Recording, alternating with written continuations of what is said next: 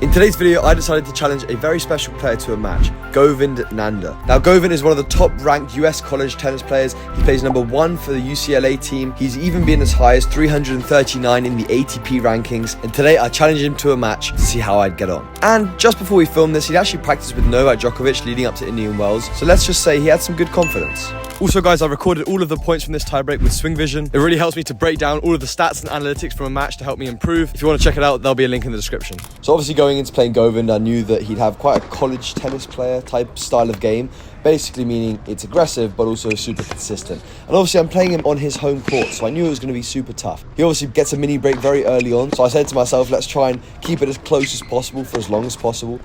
He was very solid off both forehand and the backhand, so I knew I'd have to try and be really aggressive to try and hit winners and basically get the ball past him.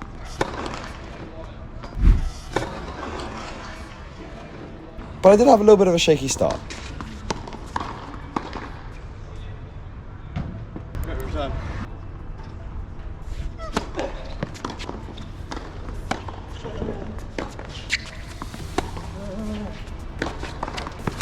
And already, just putting in 1 or 2 errors there, I think just not dictating the point enough and letting him dictate was probably one of my mistakes there. But putting off a solid smash, keeping it close here at 3-2, really trying to punish that second serve by going nice and deep, and once again getting on that forehand side, but just overshooting it slightly. So guys, I'm joined here by Goen. I'm going to let him introduce himself. I'm Goen Nanda. I play tennis for UCLA right now, and I have a career high ATP ranking of 339. How do you balance kind of tour aspirations with playing at college? It's a little bit difficult to play tournaments during the season just because there's a couple matches a week at least, you know. But like during the fall, like kind of the off season for tennis, it's pretty convenient to play some futures and some challengers for sure. Where's been your favorite place and least favorite place to travel to play a futures tournament? I went to Sharm el Sheikh, and that's for sure my least favorite place. I've never been there, so I'm hoping I don't really have to. Not a great place at all. And favorite place, I would say probably the favorite one I've won is in Tucson, Arizona. I won a 25K there when I was like 17. Do you also play doubles when you're playing on the tour? When I can, yeah. Like my body's been a little bit beat up the last couple of years, so I've been staying away from it a little more. But when I can, I try to play doubles. And when you're playing here, obviously at college,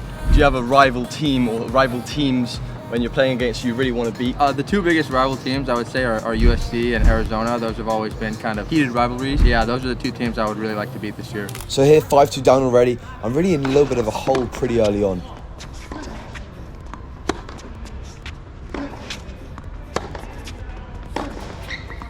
I wanted to try and be nice and consistent, but as you can see there, the ball dropping slightly shorter, allowing him to step up. One of the things I noticed is that he felt really comfortable. Obviously, it's a practice set. I know it's never going to be the same situation as a match, but I was definitely taking it, I think, a lot more kind of to heart and seriously, which you can kind of tell. You know, he was clinical. Like that, forehand cross court into the open space. I'm pretty quick. If I can't even get a racket on it, I know it's a good, decent shot. And once again, clinical ball striking on the serve, going ahead here in this tiebreak.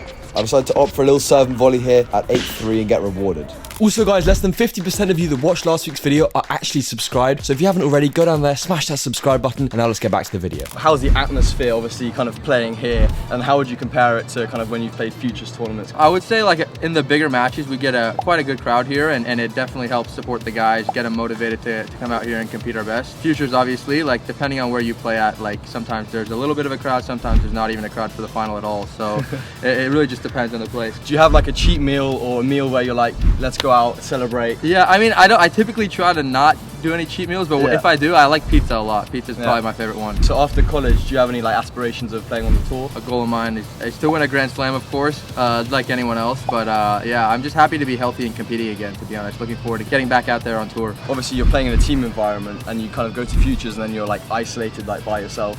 Do you think that's going to be like a bit of a mental struggle, and do you have any ways of dealing with that when you're on tour? Yeah, it was definitely very lonely when I was traveling by myself on tour before. Ideally, I'm traveling with a coach or a friend or something to keep it a little bit more motivating out there. Right, so here 8-4, pretty clutch point. And Goen comes up with an absolute ridiculous reaction volley. So match point here at 9-4. I'm trying as hard as possible to kind of keep my cool here, try to come to the net. He puts the ball over me. I decide to go for the hot dog, and he pulls out a ridiculous drop shot there. I can't even get there. And that just goes to show the level. When you're training here in the college environment, obviously tension sometimes might be quite high within the team. Do you ever have moments like where you get really mad on the court? I never really lose it too much, I would say. Like, I do yell and scream here and there, but nothing, like, no breaking rackets. Is anyone else? Don't have to name names. Yeah, I mean, no one ever really breaks rackets on our team. We're pretty good about that, but there's definitely some yelling and screaming, maybe balls flying out all over the place a little bit sometimes, but aside from that, nothing too crazy. What would you say has been the most hostile college tennis environment you've been in? Somewhere where you've gone and you've been like, damn, this is intense. We were playing Baylor my freshman year. I think I had just turned 18 in the NCAA Sweet 16. And that was a very hostile crowd. It got definitely very heated. There were some not so nice things said by them to me, but yeah, I mean, you kind of have to deal with it and move on, you know? As you know, guys, for these videos, I like to set a like goal for this video, and Goven's going to be helping me out with this. How many likes does this video have to get for us to play doubles, obviously once you're out of college and you know you're competing at the tour? What like goal would you set? 18,000 likes, guys. Oh, he's gone in high, 18k likes. Go down there, like the video, and yeah, thank you guys for watching. Hope you enjoyed, and I'll see you guys in the next video.